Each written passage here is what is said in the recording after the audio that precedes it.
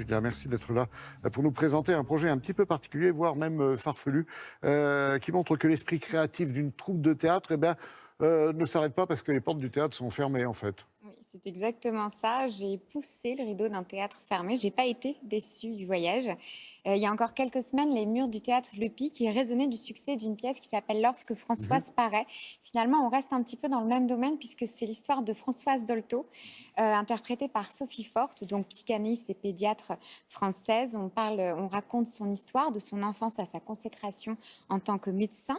Mais les théâtres ferment. Là, le succès, il est Ouais. stoppé en plein vol. Mais alors, c'est sans compter euh, sur le désir ou le délire créatif, L'énergie. l'énergie de cette joyeuse troupe, de cette pièce qui décide de faire de ce contretemps une occasion de créer un nouveau projet.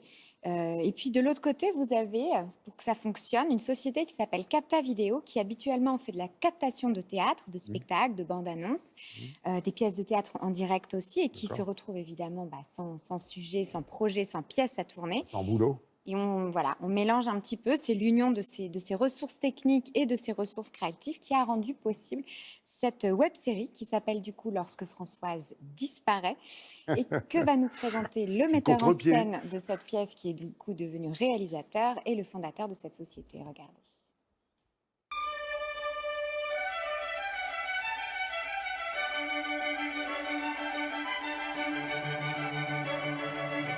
Françoise Dolto a donné de nouvelles lettres de noblesse à la psychanalyse. Elle est une des figures majeures de notre époque, mais reste à se poser cette question. Comment devient-on Françoise Dolto?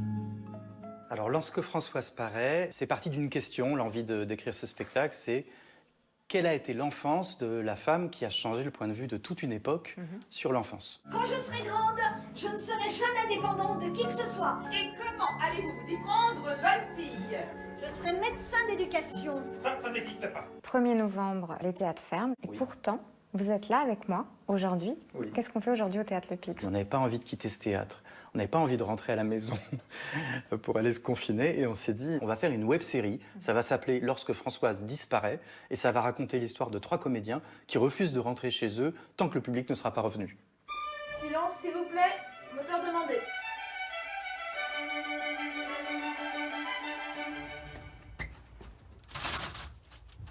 Y a quelqu'un là? Oh! Salut Gilles. Alors? Paraît qu'ici, ça joue? Normalement, dans ce théâtre, ce qu'on devrait faire, c'est être là avec 3 caméras, filmer la pièce et ensuite faire un montage d'une bande-annonce. Aujourd'hui, il n'y a pas de pièce. Les comédiens sont là, en revanche. Le metteur en scène est là. Et ils ont décidé d'écrire une petite web-série qui parle justement de ces comédiens-là qui ne peuvent pas jouer, qui sont enfermés dans ce théâtre. Et nous, on a décidé de leur donner un coup de main et d'amener nos services techniques et de rentrer dans cette aventure. Je suis désolée. Merci. Bonsoir madame, pardon. Merci. Il faut trouver des moyens de sortir la tête de l'eau. Les comédiens, il faut qu'ils jouent, les metteurs en scène, il faut qu'ils fassent de la mise en scène. Nous, il faut qu'on filme. Nous aussi, après tout, on est dans le bateau du théâtre, on y va. Alors c'est quoi ton spectacle? C'est la vie de Françoise Dolto. Il paraît que c'est absolument remarquable. Toute la presse en parle. Il paraît aussi que la comédienne qui joue Dolto, elle est carrément géniale. Ah bon? Ouais. Et Françoise Dolto, tu penses que c'est un sujet de spectacle, toi? Tant qu'il y a du souffle, il y a de l'espoir, et donc on y va, on tourne. Je pense qu'on la diffusera sur les réseaux sociaux, on verra. Peut-être ça donnera autre chose, peut-être ça donnera des idées. Bon, ok, moi aussi je suis comédienne, hein, et moi aussi je suis en galère pour jouer en ce moment. Donc, Quoi? je suis d'accord pour vous faire le public. Et en échange, vous faites le mien. C'est à prendre ou à laisser. Oh, on aime bien cette expression dans le théâtre, il y a une mise en danger.